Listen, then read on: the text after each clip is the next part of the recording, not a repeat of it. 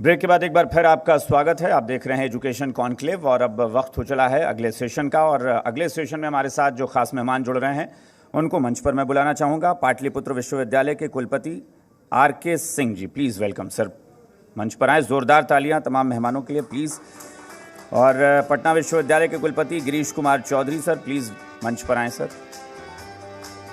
Nalanda open university Patna के कुलपति KC. Sinha sir, please मंच पर आएँ।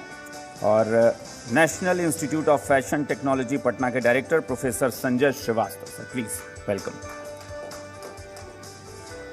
सबका बहुत बहुत स्वागत सर। चूँकि हम लोगों ने चर्चा की है एजुकेशन को लेकर, और चूँकि इंस्टीट्यूट्स जो हैं, सर आप प्लीज़ माइक ले लें। इंस्टीट्यूट्स जो हैं वो तो ज़ाहिर तौर पर करियर को कैसे अच्छी शक्ल देनी है, आकार देना है, इस पर फोकस करते हैं। लेकिन यूनिवर्सिटीज़ का, कॉलेजेस का बहुत बड़ा योगदान ये होता है कि वहाँ से जब बच्चे निकलें उसी वक्त वो मेंटली प्रिपेयर्ड हों कि हमें क्या करना है। इसको लेकर मैं चाहता हूँ कि ज़रा आप पहले एक बार बताएं कि बच्चों को क्या करने की ज़रूरत है, एजुकेशन में क्या सुधार की ज़रूरत है, जिससे बच्चों को कोई कन्फ्यूज़न ना हो करियर ऑप्शन चुनने में। एक्चुअली जब हम यूनिवर्सिटीज़ की बात करते हैं तो ये हम लोग हायर एजुकेशन की बात करते हैं। जी बिल्कुल। और जब बच्चे स्कूलिंग करके हाई स्कूल और इंटर से जब निकलते हैं तो उनके विज़न में, एक माइंड में, एक थॉट में एक डिफरेंस आ जाता है कि हम लोग किधर जाएं।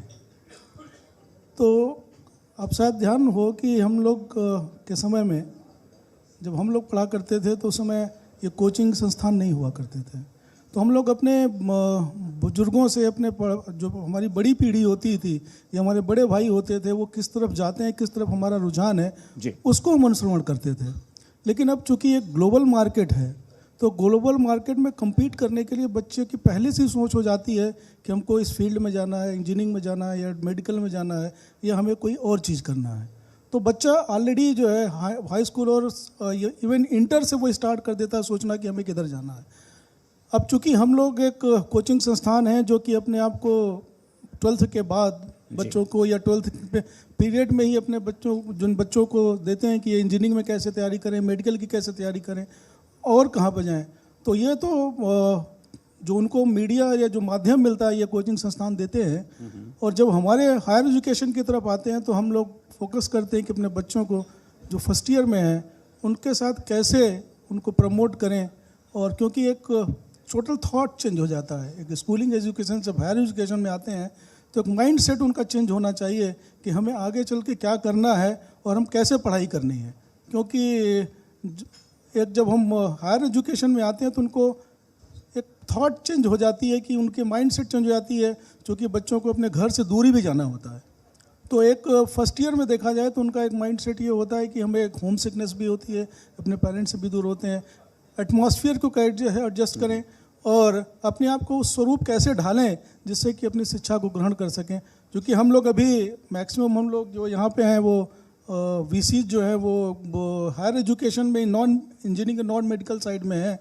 शायद हमारे वाइस चांसलर साहब, हम लोग बेसिकली हम भी इलेक्ट्रॉनिक्स इंजीनियर हैं, हमारे गिरीश भाई जी भी बेसिकली इलेक्ट्रिकल इंजीनियर हैं।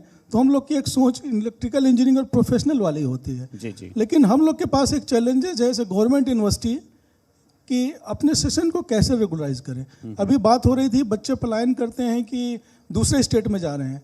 तो दूसरे स्टेट में जो सबसे बड़ी खास बात है, जैसे हम बात करें उत्तराखंड की, यूपी की या और किसी भी यूनिवर्सिटीज़ की, वहाँ पर सेशन एकदम रेगुलर है। अगर 3 साल की डिग्री है तो बच्चे को 3 साल में ही डिग्री मिलेगी। लेकिन बट यहाँ पे क्या है, सेशंस काफ़ी लेट चल रहे हैं। इवन कोरोना काल में भी यूजीसी ने गाइडलाइंस दिया था, एसओपी गाइडलाइंस में था कि अगर आप बच्चों को सेशन प्रमोट कर सकते हैं तो जो इंटरनल मार्क्स के बेस पे उनको प्रमोट कर दें। लेकिन मैं जहाँ समझता हूँ बिहार में इस चीज़ को लागू नहीं किया गया। अब क्या कारण रहा होगा वो कह नहीं सकते। अगर शायद हम लोग वो बच्चों को प्रमोट कर देते तो शायद ये जो सेशन लेट हो रहा है 2 साल कोरोना काल से, शायद ये भी नहीं होता। और दूसरी चीज़ कि हमें क्वालिटी एजुकेशन पे हमें ज़्यादा फोकस करना चाहिए, बजाय कि हम एक जो सिलेबस ओरिएंटेड जो कोर्स कहा जाता है, हम लोग कहते हैं delivery of the content beyond the syllabus. जब तक हम हायर एजुकेशन में delivery of the content beyond the syllabus बच्चों को नहीं देते, हम समझते हैं क्वालिटी से हम इनको कॉम्प्रोमाइज़ कर रहे हैं कहीं ना कहीं। चलिए इस पर और सवाल लेंगे सर, लेकिन गिरीश सर, चूंकि मैं सवाल पे आ रहा था सर के बाद कि यूनिवर्सिटी का मतलब ही होता है कि वहीं से वही उम्र होती है जब बच्चे सही और गलत की पहचान करते हैं कि करियर में हमें क्या चुनना चाहिए, क्या नहीं चुनना चाहिए। लेकिन सच्चाई है कि जब यूनिवर्सिटी में ही पढ़ाई का वो माहौल नहीं बनेगा, या फिर सेशन लेट होना एक समस्या है, जो भी समस्याएं रही हों, लेकिन अगर यूनिवर्सिटी में सारी चीज़ें सही तरीके से नहीं चलेंगी तो भविष्य तो वहीं से डगमग होने लगेगा ना। देखिए, इसमें यूनिवर्सिटी के जो भी कुलपति हैं उस पर बहुत बड़ा दायित्व है कि जो भी बच्चे आपके यूनिवर्सिटी में आते हैं उनको समय पर डिग्री दी जाए, क्वालिटी एजुकेशन दी जाए। आज का जो ट्रेंड रहा है, जो बच्चे जो +2 करते हैं उसके बाद एक तो अवेयरनेस की ज़रूरत है जिसके कि मेन मेंटर गार्जियन होते हैं। कभी कभी हम देख रहे हैं कि बच्चा जाना चाहता है इंजीनियरिंग साइड में, गार्जियन कह रहे हैं नहीं जाना है मेडिकल साइड में या दूसरे साइड में। एक तो वहाँ बच्चे को अवेयरनेस की ज़रूरत है। जो +2 करता है तो उसके पास 3-4 ऑप्शंस है, टेक्निकल साइड में जाए, मेडिकल में जाए या कॉमर्स साइड में जाए या कुछ वोकेशनल लेकर के जॉब ओरिएंटेड कोर्स को कंप्लीट करे। तो ये जो +2 जो लेवल है बड़ा टर्निंग पॉइंट है लाइफ का किसी बच्चे को। और इस जो चकाचौंध दुनिया में जो हमारे जितने भी कोचिंग संस्थान के निदेशक लोग हैं जी, आप लोग हैं, इस तरह से प्रचार प्रसार करते हैं कि नहीं ये अच्छा है, ये अच्छा है, इस कोचिंग में आ जाओ, जनरल एजुकेशन में नहीं जाओ, तो इसमें थोड़ा सा लड़के जो है भ्रमित हो रहे हैं। तो बच्चों को सही डायरेक्शन देने की ज़रूरत है जिसमें कि मेन है गार्जियन। जो भी जितने भी एडवर्टीजमेंट देखते हैं एडवर्टीजमेंट पर नहीं जाएं, लेकिन हम देखते हैं कि एडवर्टीजमेंट के माध्यम से बच्चों को बुलाते हैं और जो आप लोग रियल जो एडवर्टाइज करते हैं वो चीज़ जा कर के प्रैक्टिकली आप डिलीवर नहीं करते हैं। बोलते हैं कि मेरा कोचिंग संस्थान बिहार का बेस्ट है, इंडिया का बेस्ट है, लेकिन वहाँ जाने के बाद आप बिजनेस ओरिएंटेड हो जाते हैं। जो एक शिक्षक अच्छा है, अच्छा शिक्षक है, स्वाभाविक है वो ऑनरेरियम ज़्यादा मांगने लगता है। जैसे उसका डिमांड बढ़ता है कि नहीं हमको इतना में नहीं हो रहा है तो आप उसको हटा के दूसरे क्वालिटी के टीचर को रख देते हैं। यानी तो वहाँ बिजनेस ओरिएंटेड कैंपस और ऊंची बिल्डिंग, चमचमाती हुई तो बिल्डिंग, इससे ज़्यादा ज़रूरी है जो हमारे जितने भी कोचिंग संस्थान के जो हैं इस पर ज़रूर ध्यान दें कि जो अच्छे टीचर हैं उसको ज़रूर रखें, उसको निकालें नहीं। नॉर्मली आप देखें मैक्सिमम इन लोगों को डिनाई नहीं करेंगे ये लोग कि जैसे एक अच्छा टीचर थोड़ा ज़्यादा डिमांड करता है तो कोशिश करते हैं कि इसको हटाओ दूसरे को लाओ। ये नहीं होना चाहिए। और हम बात करें अगर पटना विश्वविद्यालय का, पटना विश्वविद्यालय का एक अपना इतिहास रहा है, आप सभी जो भी जानते हैं कि यहाँ के जो हमारे अलमुनाई देश विदेश में आज भी हैं, चाहे कोई भी क्षेत्र ले लें, ब्यूरोक्रेट्स का क्षेत्र लें, बिजनेस का क्षेत्र लें या राजनीति का क्षेत्र लें, आज हमारे पटना विश्वविद्यालय के मुख्यमंत्री से लेकर के हमारे KMLC तक मैक्सिमम पटना यूनिवर्सिटी के। बिल्कुल। आपके अभी शिक्षा मंत्री पटना यूनिवर्सिटी के, इसके पहले शिक्षा मंत्री पटना यूनिवर्सिटी के, सुशील मोदी हमारे पटना यूनिवर्सिटी के, उन्हें मैक्सिमम मिनिस्टर और सारे पटना यूनिवर्सिटी के हैं। तो ये जो पटना यूनिवर्सिटी का जो इतिहास रहा इसलिए नहीं था कि ये किसी गंगा किनारे था, इसका बहुत बड़ा लैंडस्केप था, अच्छा स्केप था, इसलिए नहीं था। उसमें था कि जो हमारे शिक्षक थे उनका एक अपना लेवल था, वो अपनी जिम्मेवारी समझते थे, रिसर्च वर्क करते थे और रिसर्च वर्क जो होता था वो एक अच्छे जर्नल में पब्लिश करते थे और रिसर्च पब्लिकेशन के माध्यम से उनको इंटरनेशनल लेवल में जाना जाता था और ईमानदारी पूर्वक अपने बच्चों को पढ़ाते थे। लेकिन बीच में एक ऐसा दौर आया जो 90s का दशक हम कहेंगे, 80 के बाद 90 का। कहने में हमको कतई ये नहीं है कि जो हमारे शिक्षकों में जो रुचि थी कोचिंग की तरफ बढ़ी। कुछ शिक्षकों की वेतन मिलना मुश्किल हो गया तो सारे लोग कोचिंग की तरफ भागने लगे, इधर छोड़ दिए। और जो प्रमोशन की बात है वहाँ पर टाइम बाउंड प्रमोशन कर दिया गया कि अब हमको अच्छे मैंने ज़रूरत नहीं है अपने इन्हांसमेंट करने के लिए अपना लेवल, तो टाइम बाउंड प्रमोशन दिया जाने लगा। तो टीचर का रुझान हुआ कि हम ऐसे ही प्रोफेसर बन जाएं तो अपना लेवल क्यों बढ़ावें। जब टीचर का लेवल डाउन होते गया यूनिवर्सिटी भी डाउन होते गया। लेकिन आज जो है, आज की जो परिस्थिति है इसमें जो भी हमारे प्रमोशनल स्कीम्स हैं उसमें हम लोग भी हैं कि जो क्वालिटी के टीचर हैं उन्हीं को प्रमोशन मिले तो उधर से हम लोग तो बढ़ इसमें रहे हैं। मतलब इसमें लेकिन मैं इस तरीके से भी देखूँ ना कि फिर कोचिंग संस्थान ही सिर्फ दोषी नहीं है ना। अगर शिक्षक भी अपना धर्म ये ना समझे कि शिक्षा ही हमारा सबसे पहला कि शिक्षा लोगों को दें, उससे ज़्यादा अगर उसको अपनी आर्थिक तरक्की पर ज़्यादा फोकस हो तो चीज़ें तो तो वहाँ भी बिगड़ आर्थिक सकती हैं। तरक्की जहाँ तक आज की बात है, जो हमारे शिक्षक हैं, आप देखे होंगे जो शिक्षकों की जो वेतन है बहुत हाई लेवल की वेतन है। अभी जो हमारे जो शिक्षक हैं जो प्रोफेसर लेवल के हैं और पटना में पोस्टेड है, पुराने हैं, तो उनको 3 लाख से करीब से तनख्वाह है। आप सोच सकते हैं पटना में किसी शिक्षक को 3 लाख तनख्वाह है और वो भी ऑनेस्टली अगर काम नहीं करे तो बहुत बिल्कुल ये बहुत बड़ी बड़ी बात चुनौती है बन ना। जाएगी। चलिए इस तो पर और बात ये- करेंगे। इस पर जो बिल्कुल। है मतलब जी। जो भी है बिहार सरकार के तरफ से हर तरह से इसमें ये है। और सेशन की बात आपने कही, जी जी सेशन हम लोग रेगुलर कोशिश कर रहे हैं और पटना यूनिवर्सिटी अभी भी सेशन कोरोना के बावजूद भी 1-2 महीना लेट है, जिसको कि हम लोग जुलाई अगस्त आते हैं तो उसको हम लोग ये अच्छी बात है, लेकिन मतलब हम लोग चूंकि ओवरऑल भी देखेंगे कि बाकी यूनिवर्सिटीज़ का भी क्या चल रहा है। सर ओपन यूनिवर्सिटी के बारे में चूंकि सब लोग कहते हैं कि कोरोना काल में ये जो ऑनलाइन एजुकेशन हुआ था, ओपन यूनिवर्सिटीज़ में बहुत सारे कोर्सेज ऐसे रहे हैं जिसमें क्लास करने की आपको ज़रूरत नहीं है, क्लास आप नहीं कर रहे हैं, आपको डिजिटल प्लेटफॉर्म पर आपको तमाम चीज़ें मिल जाती हैं। क्या कुछ योगदान है वर्तमान समय में नालंदा ओपन यूनिवर्सिटी का शिक्षा के क्षेत्र में, अगर आप बताएं तो? नालंदा ओपन यूनिवर्सिटी वैसे स्टूडेंट्स को टारगेट करता है या वैसे स्टूडेंट्स के लिए बना है जो घर के परिस्थितियों के अनुसार के कारण कुछ अर्न करना भी उनके लिए ज़रूरी है और छोटा मोटा रोजगार कर रहे हैं या छोटी मोटी नौकरी कर रहे हैं, लेकिन उनमें प्रतिभा है, वो पढ़ाई को जारी रखना चाहते हैं। परिस्थितियाँ ऐसी है कि वो नहीं रेगुलर यूनिवर्सिटीज़ में नहीं ज्वाइन कर सकते हैं, तो वैसे स्टूडेंट्स के लिए ये प्लेटफॉर्म है, ये यूनिवर्सिटी है। वो अपना रोजगार करते हुए, छोटा मोटा नौकरी करते हुए भी पढ़ाई जारी रख सकते हैं। ये नालंदा ओपन यूनिवर्सिटी में ऐसे स्टूडेंट्स के लिए है। तो हमारा टारगेट है 2, क्वांटिटी बढ़ाना और क्वालिटी बढ़ाना, क्योंकि बिना क्वालिटी का तो आगे बढ़ा ही नहीं जा सकता है।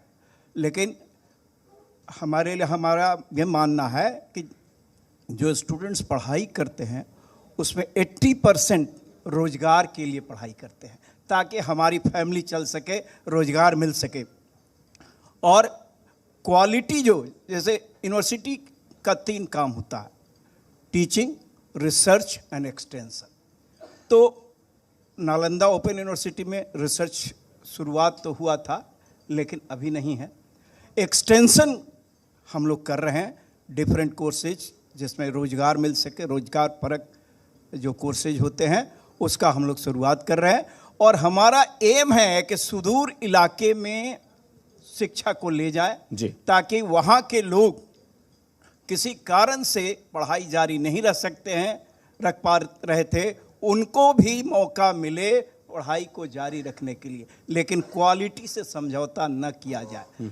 नालंदा ओपन यूनिवर्सिटी में क्या होता था कि स्टूडेंट एडमिशन लेते थे, उनको स्टडी मटेरियल दे दिया जाता है, जिस कोर्स में एडमिशन लिए उसका स्टडी मटेरियल, बिल्कुल, और एग्जामिनेशन देते थे और रिजल्ट निकलता था। लेकिन एग्जामिनेशन के पहले काउंसलिंग क्लास होता है, रेगुलर क्लास नहीं होता है जी। कुछ क्लासेज होते हैं, काउंसलिंग किया जाता है कि ये पढ़ना चाहिए, ऐसे पढ़ना चाहिए, और कुछ पढ़ाई भी होती है। तो पटना आना पड़ता था। अभी तक तो पटना आकर के ही स्टूडेंट काउंसलिंग क्लास करते थे, बहुत सारे नहीं आ पाते थे। तो हमने ऑनलाइन व्यवस्था किया और अब दोनों मोड में चलता है।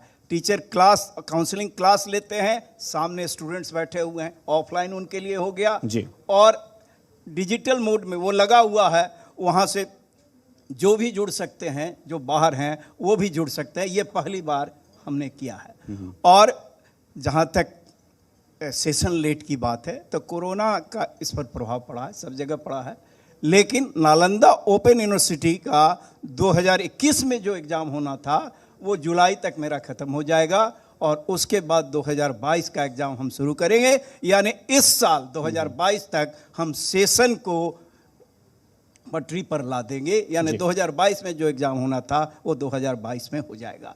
इसके लिए हमने व्यवस्था किया है कि एग्ज़ाम होता है, एग्ज़ाम पहले और जगह पर होता था लेकिन अब अपने बिल्डिंग में ही होता है, और एग्ज़ाम होता है वहाँ से कॉपी सेंट्रलाइज इवैल्यूएशन के लिए बैठे हुए हैं। और हमारे जो एग्ज़ामिनर्स हैं वो स्तरीय हैं।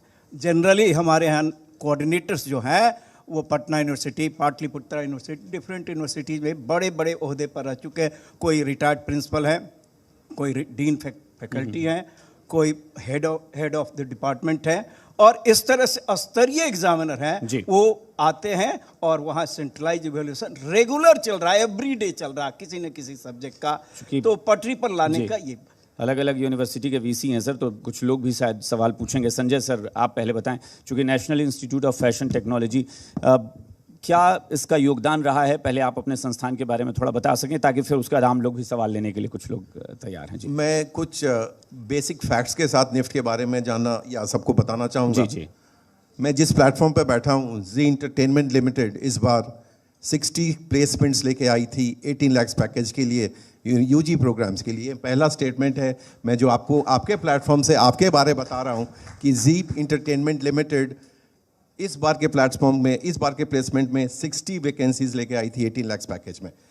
और निफ्ट पटना 2008 में अपना कदम रखा CIMP, IIT और CNLU के साथ, जो माननीय मुख्यमंत्री ने एक बहुत बड़ी स्टेप ली थी निफ्ट को पटना में लाने के लिए।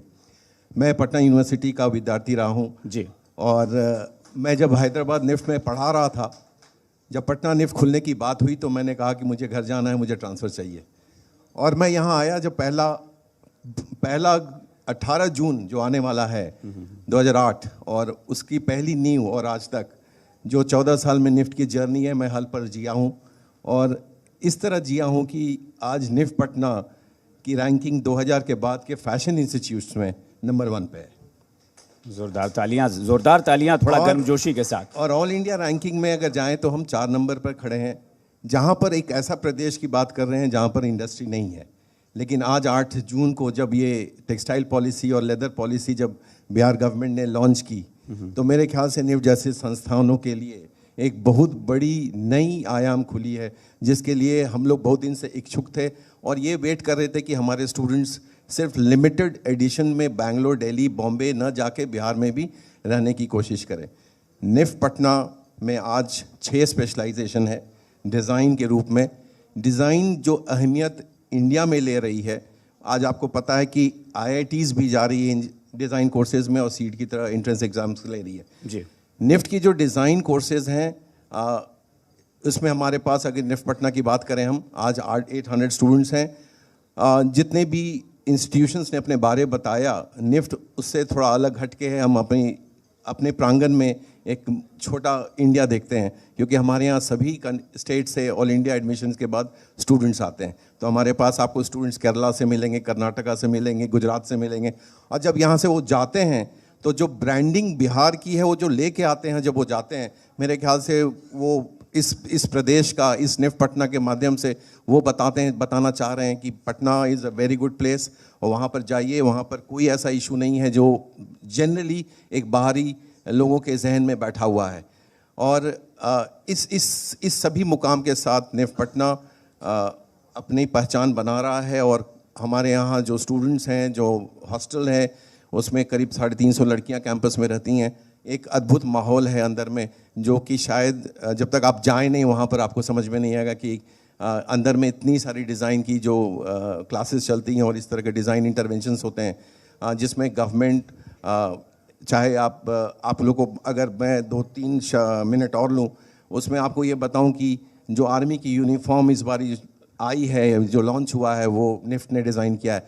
तो निफ्ट का इंटरवेंशन आज फैशन और रैंप जो दिखता है लोगों के जहन में कि रैंप है, दर्जी है, वो नहीं है। वो सिर्फ 2 या 3% है। उसके अलावा जितने भी हमारे स्पेशलाइजेशंस हैं, वो आप कॉर्पोरेट डिज़ाइन, UI, UX, मतलब हर तरह के डिज़ाइन फील्ड में घुस चुके हैं। मारुति सीट कवर गाड़ी के एरोनॉमिक्स के लिए निफ्ट के स्टूडेंट्स को एम्प्लॉय करती है। तो आज निफ्ट अपने विशेष रूप के इस तरह के डिज़ाइन एलिमेंट्स के साथ मेरे ख्याल से हर कोने में पहुंचने की कोशिश कर रहा है। चूँकि हम लोग चर्चा कर रहे थे और सारे सेशन में यही चर्चा भी कर रहे थे कि क्या यहाँ भी पटना में भी कोई ऐसा कैंपस है कि दूसरे स्टेट से लोग आते हो, तो आप बता रहे हैं तो बड़ा अच्छा लगा कि मिनी इंडिया आपको दिखता है उस कैंपस में। निश्चित तौर पर मुझे लगता है एक बार जोरदार तालियां बनती हैं कि पटना में एक ऐसा कैंपस है जिसमें दूसरे प्रदेशों के लोग भी आकर पढ़ते हैं। सवाल किन्हीं का कुछ था, अगर कुछ? जी प्लीज़।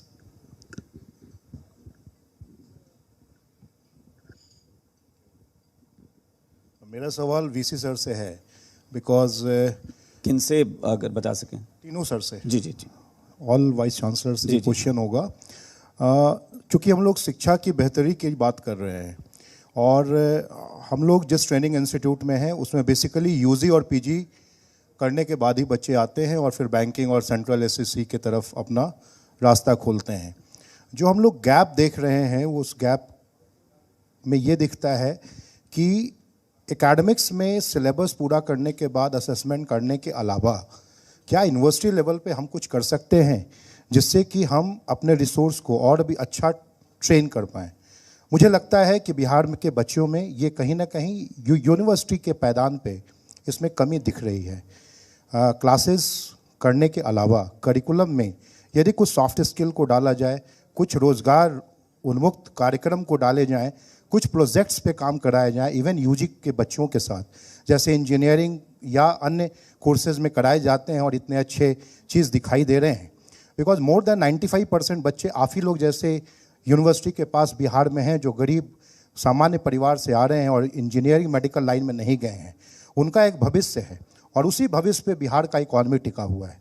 तो मुझे लगता है कि जो ट्रेडिशन और जो इस इतिहास की बात हम लोग किए और इतिहास में जो भी थोड़ा डाउनफॉल हुआ है तो उसमें आप लोग के सर से हम लोग की मांग है कि इसको किस तरीके से इंटीग्रेट किया जाए जिससे बच्चे को फ़ायदा हो जाए। जी सर। इसमें आपने पेपर के माध्यम से देखा होगा कि पटना यूनिवर्सिटी ने इस साल से चॉइस बेस्ड क्रेडिट सिस्टम लागू किया है और इस जो सेमेस्टर सिस्टम है और जो थर्ड सेमेस्टर में 12 क्रेडिट का हम लोगों ने कंपल्सरली जितने भी कोर्स हैं सबको प्रोजेक्ट रखा है। लड़के प्रोजेक्ट करेंगे, प्रोजेक्ट जमा करेंगे। जो बाकी जो टेक्निकल यूनिवर्सिटी टेक्निकल कॉलेज में होता है कि एमटेक कर रहे हैं या यूजी भी कर रहे हैं तो उनको प्रोजेक्ट बनाने होते हैं, प्रोजेक्ट जो प्रैक्टिकल बेस्ड होते हैं। तो हर सब्जेक्ट में हम लोगों ने रखा है और इस पर हम लोग ध्यान दे रहे हैं। जहाँ तक सॉफ्ट स्किल का सवाल है, इसके लिए भी हम लोग काउंसिलिंग सेंटर या अभी तो हमने पटना यूनिवर्सिटी में प्लेसमेंट सेल स्टार्ट किया है और प्लेसमेंट सेट में सॉफ्ट स्किल के लिए हम लोग बुला रहे हैं। जब बच्चों को हम लोग ट्रेनिंग दे रहे हैं, बहुत तरह के ट्रेनिंग, मॉक इंटरव्यू, कैसे इंटरव्यू में जाना चाहिए, ग्रुप डिस्कशन में कैसे पार्टिसिपेट करें। तो जो बच्चे इंटरेस्टेड हैं उसके लिए हम लोग कोशिश कर रहे हैं। लेकिन इसमें जो खास करके जो प्रोफेशनल कोर्सेज में बच्चे हैं, जो BCA में हैं, MCA में हैं, BBA में हैं, इवन आपके जर्नलिज्म में हैं, सब लोगों के लिए हम लोग ओपन रखे हैं और इसको हम लोग उस डायरेक्शन में कोशिश कर रहे हैं कि जितना गैप है उसको हम लोग पूरा करें जी। और ये भी हम लोग कोशिश कर रहे हैं एक प्लेसमेंट सेल के माध्यम से कि जितने भी हमारे कंपनीज हैं वो भी यूनिवर्सिटी में आवे और उस पर जाए। तो हम लोग उस फील्ड में भी काम कर रहे हैं। पाटलिपुत्र यूनिवर्सिटी में भी कुछ ऐसा हो?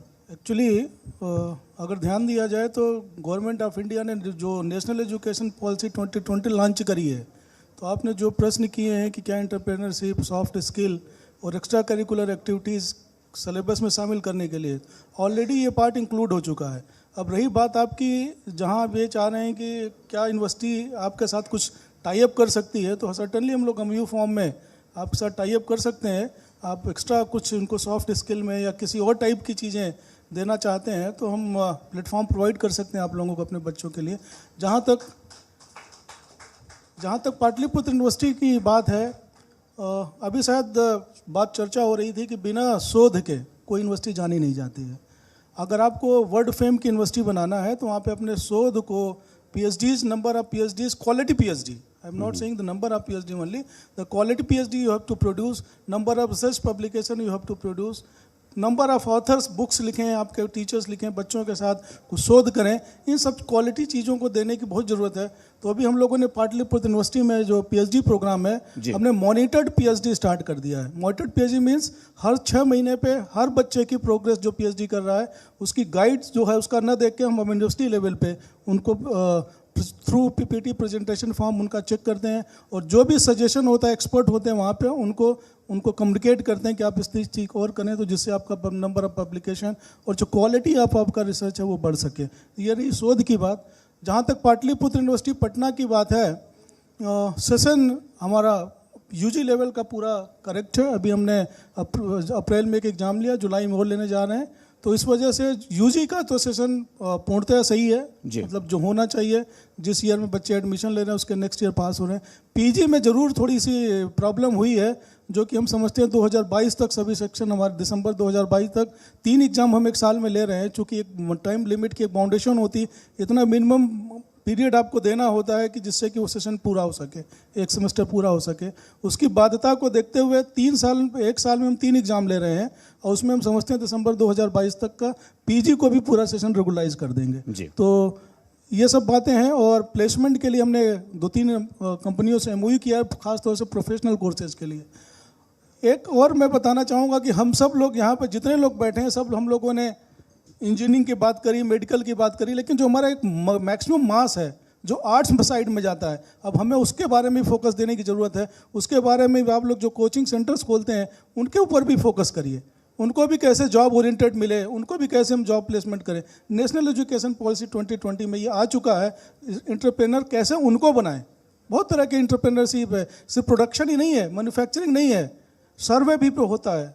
The survey post projects are also there, they can participate and all those things. तो उनकी हम स्किल को कैसे बढ़ाएं, उसमें आप लोग उसमें आगे आइए, और आर्ट्स बच्चों को भी ध्यान दीजिए। हमारा आप सब लोगों से अनुरोध है कि उनको भी हम लोग प्रमोट करें। चलिए, और बहुत बड़ा योगदान जी एक चीज़ इस चैनल के माध्यम से सबको सूचित करना चाहूँगा कि जैसा कि उन्होंने प्रश्न किया, जो भी हम लोग चॉइस बेस्ड क्रेडिट सिस्टम लागू करने जा रहे हैं, इसका कंप्लीट सिलेबस कल हम लोग वेबसाइट पर ओपन कर रहे हैं पब्लिक सजेशन के लिए, जिसमें जितने भी स्टेक होल्डर हैं, इंडस्ट्रीज़ के हैं, एम्प्लॉयर हैं, उनसे हम लोगों ने रिक्वेस्ट किया कि 10 दिन के तहत जो भी जिस फील्ड के एक्सपर्ट हैं अपना जो भी वैल्यूएबल सजेशन दे सकें, ताकि बच्चों को एम्प्लॉयमेंट मिल सकें। आपसे रिक्वेस्ट है कि ज़रूर उस सिलेबस को देखें, कहाँ उसमें एडिशन की ज़रूरत है, कहाँ सिलेबस ज़्यादा हो रहा है उसको हटाने की ज़रूरत है जी। ये बहुत इम्पोर्टेंट चीज़ हम लोगों ने वेबसाइट पर कल देने जा रहे हैं, उससे ज़रूर आप लोगों की सजेशंस हम चाहेंगे। जी, किन्हीं का और सवाल है कोई? जी जी सर। मेरा एक चीज़ कहना है कि गवर्नमेंट इंस्टीट्यूशंस जैसे यूनिवर्सिटी है, पटना यूनिवर्सिटी है, पाटलिपुत्र यूनिवर्सिटी है, या नालंदा ओपन यूनिवर्सिटी है, और प्राइवेट इंस्टीट्यूशंस जो आप लोगों का है, ये दोनों को कंबाइंड होकर के वर्क करना होगा।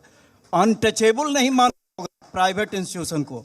होता क्या था कि कोचिंग इंस्टीट्यूट का भी कंट्रीब्यूशन है जी शिक्षा के स्तर को बढ़ाने में, उनका भी कंट्रीब्यूशन। Sir mic up. हम जब पढ़ते थे, नहीं माइक आप अपनी तरफ कर लें सर जी।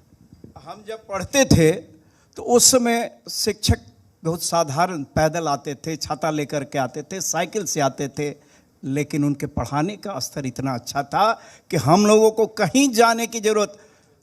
पटना साइंस कॉलेज में मैं था, पटना साइंस कॉलेज का प्रोडक्ट आईआईटी में, मेडिकल में, यूपीएससी में, IAS, IPS, allied services, scientist, सब वहीं इसकी पढ़ाई करके, कोई कोचिंग की ज़रूरत नहीं पड़ती थी। लेकिन समय बदलता है, जैसे टेक्नोलॉजी का यूज होने लगा, वैसे ही कोचिंग इंस्टीट्यूट की भी आवश्यकता पड़ी, क्योंकि कंपटीशन टफ होते जा रहा। बिल्कुल। तो कोचिंग इंस्टीट्यूट तो कम्प्लीमेंट करता है, जो आप नहीं कर पाते हैं वो करता है। तो दोनों इंस्टीट्यूशन को, गवर्नमेंट इंस्टीट्यूशन और प्राइवेट इंस्टीट्यूशन को मिल करके काम करना होगा। और सरकार निश्चित रूप से इसमें सहयोग करेगी। सरकार का भी नज़रिया बहुत साफ है कि शिक्षा का स्तर बढ़ाना है, शिक्षा क्वांटिटी बढ़ाना है, क्वालिटी बढ़ाना है।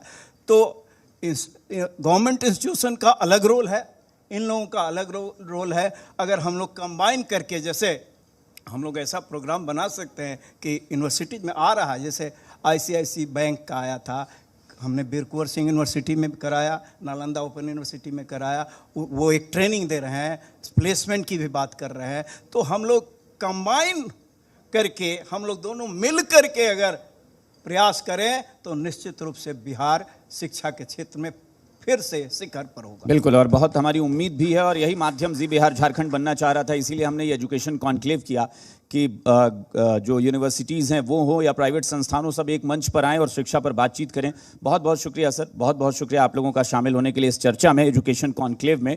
और आप लोगों के सहयोग से, प्राइवेट संस्थान के सहयोग से निश्चित तौर पर बिहार एजुकेशन के क्षेत्र में काफ़ी आगे जाएगा, ऐसी उम्मीद है। एक बार जोरदार तालियां सर के लिए प्लीज़। चलिए, तो ये कार्यक्रम बहुत शानदार रहा और आप लोगों के सहयोग से एजुकेशन पर हमने बातचीत की है। वक्त है आभार प्रकट करने का, तो आज के कार्यक्रम को आप सबने कामयाब बनाया। इस